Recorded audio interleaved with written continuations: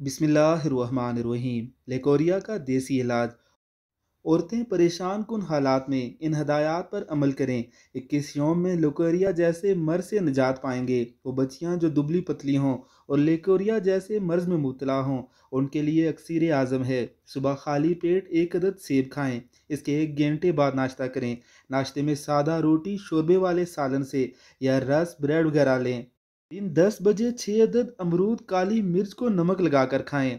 दोपहर दाल मूंग भिंडी तोरी कद्दू टिंडे मूली या पालक वगैरह लें।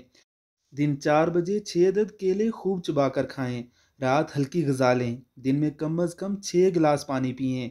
लंबे लंबे सांस लें। खुद को मसरूफ़ रखें। इंशाअल्लाह 15 से 21 यौम में हर किस्म के लेकोरिया का जड़ से खात्मा हो जाएगा और चेहरा रोशन, कमर दर्द ख़त्म और असाब मजबूत होने के साथ साथ अय्याम की खराबी दूर हो जाएगी। कुव्वत में इजाफा और जिस्मानी दर्द दूर हो जाएंगे इंशाअल्लाहुल अज़ीज़।